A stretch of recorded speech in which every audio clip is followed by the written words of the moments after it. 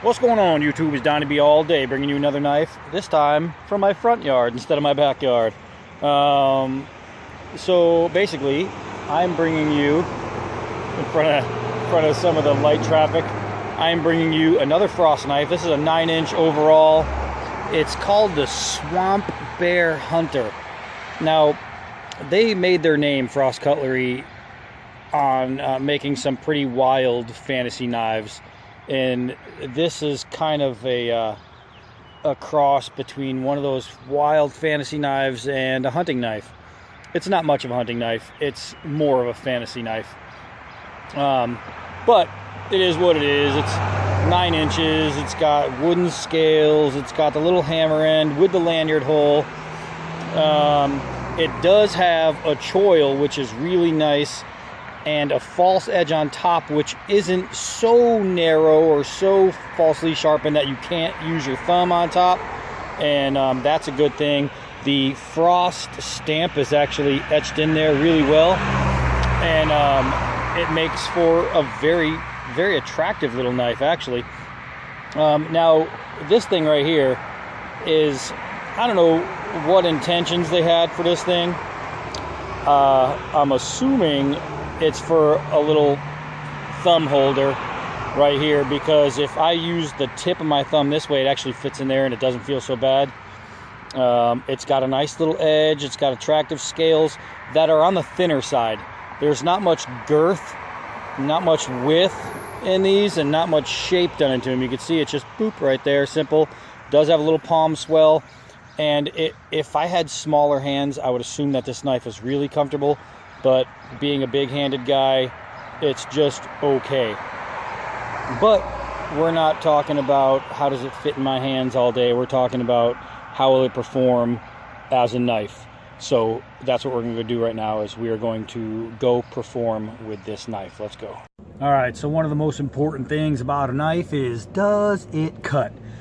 We need to see if it's sharp. So I'm running out of spaces here on this arm, so I might actually have to learn how to shave with my right hand. So far I'm kicking up some skin, but not too much hair. So if I had to tell you, I could feel the edge. The edge is pretty sharp. It has a nice edge profile, but it's not shave sharp, guys. I tried, man. I basically just combed my hair. It's like feathered. I got like a 1980s rock and roll hairdo going on my forearm. All right, so what we're gonna do is, obviously, we're not done checking the edge with just that. Let's put that over there. Gotta put it somewhere you can see it. And we're gonna cut through this bottle or push the bottle. We'll soon find out, right? Yeah, so that is what we call money in the business. That was actually really clean and really simple. And not only that, but the bottle, when I cut it, the bottle didn't go flying like with what happens with a lot of knives. It just did this. It fell right over. Good timber effect. The edge, while not shave sharp, is sliced through a bottle and leave it exactly where you sliced it from sharp. That's pretty good. And you got to remember that this is one of those $10 to $15 knives, guys. Go on eBay and you could look this thing up. I mean, that's dirt freaking cheap. I don't know. If I'm spending between 10 and 15 bucks, I want to at least know that it has an edge that can cut through, I don't know, sand. I wouldn't expect for that little price to have an edge to whiz through a water-filled plastic bottle. So let's go do some more stuff. Okay, let's start with the kindling making skills.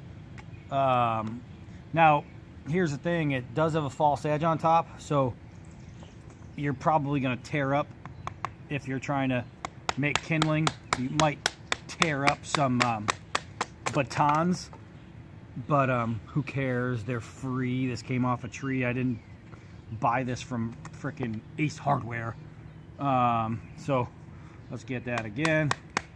And I have to say that it's actually pretty nice as far as this kind of task right here, making kindling. Oh, I'm on a nice knot. Let's see how this thing handles the knot. Oh, I fucking hit it. Look, guys, can you see this? There's not a hole in the stump. I pounded this so hard that it drove itself. I'm not touching it. It drove itself into the freaking wood. That's a first. All right, let's continue. Well, now I know it's not going anywhere. Let's try that again. So this knot is what you might call a bitch, but it's going to be good because it's going to show you if there's going to be a defect in the edge, it's going to be from hitting a knot. And remember, this is a very inexpensive knife, so you wouldn't expect it to be able to handle that kind of task. And I need a bigger piece. I'm probably gonna knock you guys down. If so, I'll pick you back up, I promise. But let's see what we can get here. Oh, oh, damn, I knew it was gonna happen. I killed my friends. Oh, I'll try this. And I am having a mess load of I can't believe how freaking much that punched in there. All right, so this knot and this knife are not good friends. So what I'm gonna try to do is I'm gonna flip it around and continue to task and fail. So obviously I have a point there. So what we'll do is we'll try and knock off that tip, and that worked out pretty well. So now I have a flat surface to start with, and get down there, and that's how you separate that knot area. Let's try that again. So I have to say, if I'm making firewood and I need some kindling, I need some small pieces to get the fire actually started, this thing does the job. Now let's check the edge. No, and that's with pounding it through the edge of something, right? Well, I already have one up here. I'll just keep using it. So I have that edge right there. Let's turn this around, and voila. That, my friends, is not too bad for $5 to $15.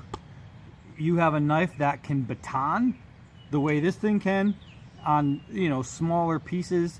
A knife that you can, you know, use pressure chops from the freaking spine, and the edge is still there. There's not a single edge defect, right? Not a single defect in the edge. So let's check the balance with some drops here. The scales, woo! The scales are pretty light, but so is the front of the blade. I was gonna go there before I ended up having that. I'll tell you what, not bad. This is a pretty light knife, so I wasn't sure how I was gonna get it to go, and that's pretty. Oh, wow, it's in there. That's pretty good. So, that gets some good bite. Let's see. Oh yeah. So the scales so far holding up, right? That's not too shabby. Let's see if we can get a little. I'll go this way. Give us a fresh area here. Look at that. Look at that. Look how pretty that is, guys. For the price point, I'll tell you what. For the price point, Jim Frost over there in Tennessee is coming up with some good stuff. Well, to send to China to have made, but they're still putting up their stuff. It's still a Frost knife, right? So let's see. For this price point, man, I'll tell you what. This little Fantasy Hunter, and I'm calling it a Fantasy Hunter because it's not a true hunter. All right, I know they're probably not calling it a Fantasy Hunter, but it is.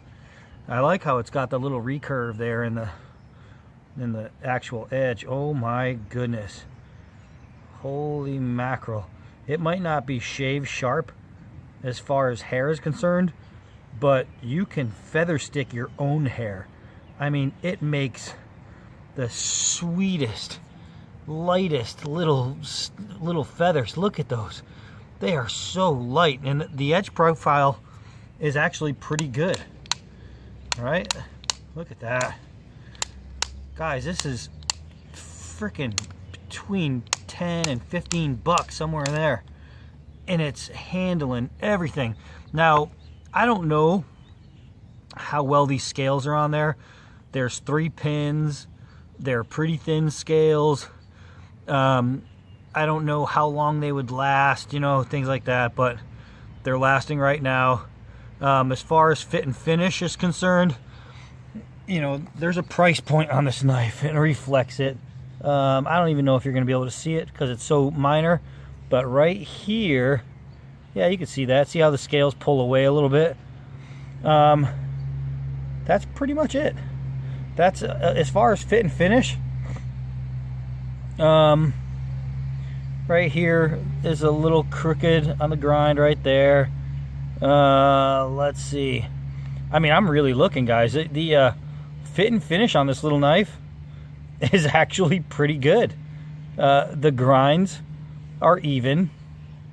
The tip, holy crap, I don't know even if I'm going to be able to show this to you, but the grind on the tip is dead even on both sides. Boop, boop. That's actually pretty good. Usually you see it, it's all offset and it's weird looking. Not this. The worst part about this whole thing is this little mark right there. It says China. And then the only fit and finish issue is right here, where this little piece of scale is pulled away. And it's not pulled away as in it's loose. It's pulled away as in they probably sanded that area too much. It just wasn't dead flat. That's it. So that, my friends, isn't too shabby. Let's go do something else with it. All right, I got some 1-inch forest type trees, even though they're a little bigger than 1 inch. Let's see, this is way up in the air. Let's see if I can reach this enough to get a good swing on it. Oh, told you it's up in the air. I totally missed. I was concentrating on making sure I get you guys in view. Look at that. That's not too bad. That's a single slice up in the air, reaching for it. And let's see the size of the blade compared to the actual stick there. Right, that was pretty sweet. Not too bad. Not too bad at all. Let's go throw it. All right, so I have a feeling that for me, this is where this knife is going to shine. I'm going to use it to throw it around and just have fun with. And that's what we're going to do right now. And I had a feeling that I was going to be able to throw this right, oh my goodness, right away. I mean right away. Let's see if we can do it twice in a row. Same exact finish. I mean, and I'm going to put my thumb where I'm pulling it out from because it really has some bite there. That right there is where I pulled it out from. That's how deep that went. So this thing, I have to say, is a very, very easy thrower. Quality is not bad. What I'm carrying on my person right now, let's see, is this guy, the Case Mako. Does it have the quality of this? Oh, hell no. But it also doesn't have the same price point. This thing is dirt cheap, and I mean dirt cheap. This is a Jim Frost special right here, guys. He did a pretty good job, and I mean, if you're looking to spend small money on a knife that performs bigger than the money says it should, then I would look this little guy up right here. I don't know, there's not much more I could say about it, because it showed itself to be pretty good, especially for, I mean, something that you would expect not to be good. And that's the best part about this, right? This little Frost right here, it gets the job done. It says it's a hunter. I don't know about that shit unless you're using it to throw at rabbits or squirrels or something. It's not too much of a hunter for me. but what it is a fun knife. It's a cool little recurve with a nice looking blade, with a nice looking shape, and I'll tell you what, it throws like a dream. If you want something cheap that you can throw but also use as a knife, and you'll notice I don't do a lot of throwing knives. That's because I like to have a knife that is multi-purpose, you know, and a throwing knife is pretty much just a throwing knife. Something like this that I can throw just as easy as a designated thrower, but I can also make kindling and, you know, start a fire with it, and, you know, do whatever else I need to do, make spikes for traps, things like that. This is going to give me more usage than a thrower, but I'm going to be able to step back and throw this any day, all day long. So that's not too bad. So here it is. It's a good little blade. Another piece by Frost. I'm Donnie B all day, and until next knife.